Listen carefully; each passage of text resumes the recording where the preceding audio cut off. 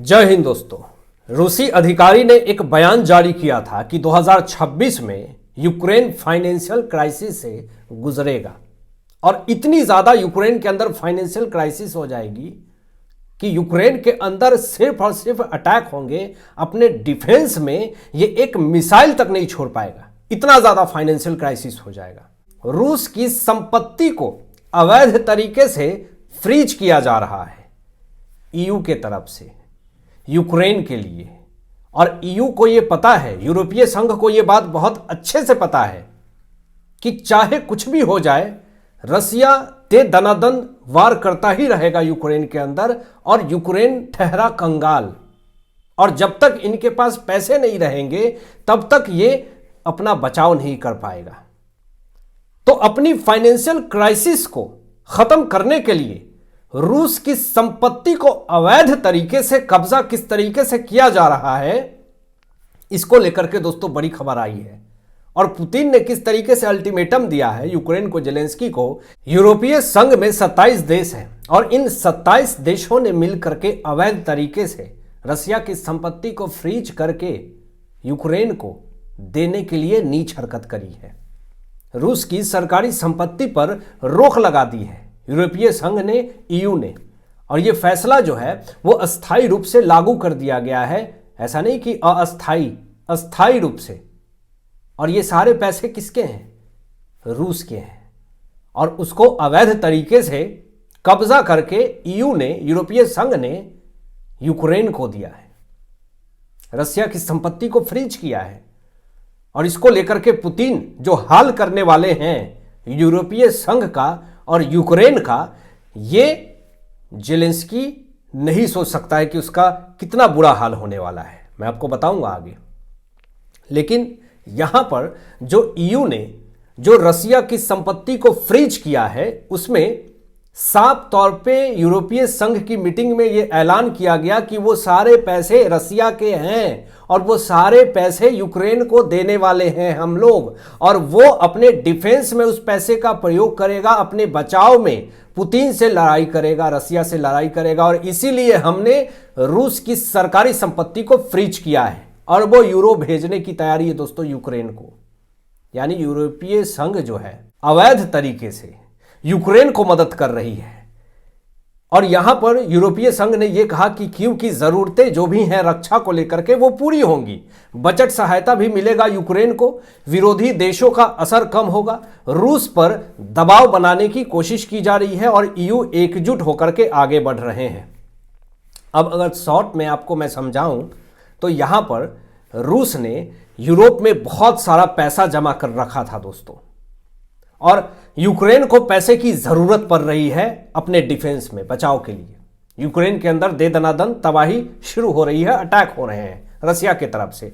तो यूरोप ने यह कहा, जब जेलेंस्की जाकर के बार बार भीख मांग रहा था यूरोप से, यूरोपीय संघ से, कि मेरी मदद कीजिए, पुतिन जो है वो मुझे जमीन पर ढेर कर देगा, मेरा खात्मा कर देगा, पुतिन ने अल्टीमेटम दे रखा है मुझे।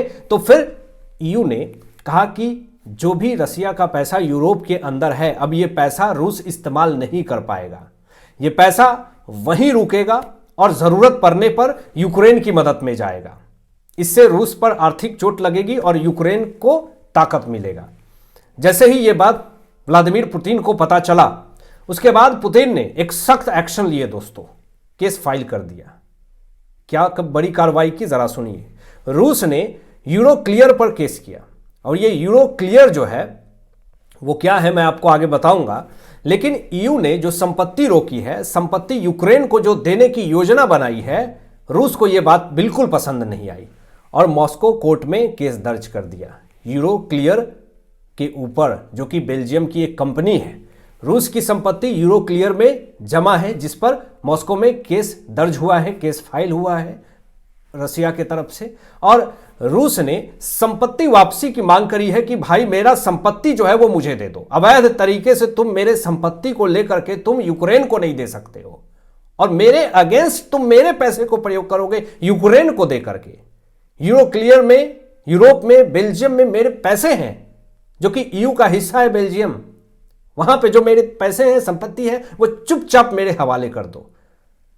तुम अपने दम पे पैसे नहीं इकट्ठा कर पा रहे हो तो मेरे पैसे अवैध तरीके से जब्त करके फ्रीज करके तुम मेरे ऊपर अटैक करोगे।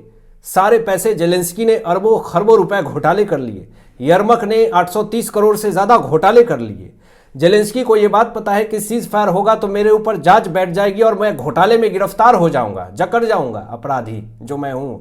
तो इसलिए ये यूक्रेन जो है, जेलेंस्की जो है, वो रसिया का ही पैसा रसिया के खिलाफ प्रयोग कर रहा है। ईयू यूक्रेन को मदद दे रहा है, सबसे बड़ी गलती ईयू यही कर रहा है और रूस ने कानूनी लड़ाई जो है वो शुरू कर दी। अब ये सारा कुछ देखने के बाद ट्रंप है वो सामने आते हैं, क्योंकि उनको ये भनक लग चुकी है कि अब मैं कितना भी कुछ भी कर लूं, रसिया यूक्रेन कॉन्फ्लिक्ट सीजफायर में नहीं बदल सकता है। और इसलिए बौखलाहट में आकर के हताश ट्रंप ने एक बड़ा स्टेटमेंट दे दिया और इस स्टेटमेंट के बाद से पूरे विश्व में एक अलग ही कोलाहल का माहौल पनप गया। ट्रंप ने बोला कि युद्ध बढ़ेगा और तेजी से बढ़ेगा, क्योंकि युद्ध अब शांति की ओर नहीं जा रहा है। ये युद्ध रसिया यूक्रेन जो है वो और तेजी से आगे बढ़ रहा है। रूस यूक्रेन नहीं मान रहे हैं दोनों, और दोनों देश पीछे हटने को तैयार नहीं है।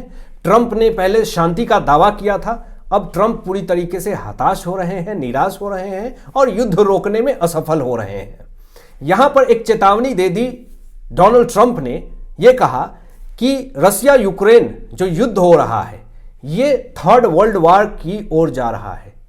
तीसरे विश्व युद्ध की चेतावनी ट्रंप ने दे दी और ट्रंप सिर्फ दूर से देख रहे हैं, हालात पूरी तरीके से बिगड़ती जा रही है। दुनिया चिंतित है इस युद्ध को देख करके, रसिया यूक्रेन वार को देख करके। यहां पे दोस्तों जो बातें कही है रूस ने, उससे जेलेंस्की का बच पाना बड़ा मुश्किल हो जाएगा, क्योंकि जो खुलासा रसिया अधिकारी ने करी है, जो पुतिन ने करी है, उसको देख करके पूरा विश्व यही कह रहा है कि अगर पुतिन जेलेंस्की के साथ, यूक्रेन के साथ अगर ऐसा कर रहे हैं तो वो कहीं गलत नहीं है।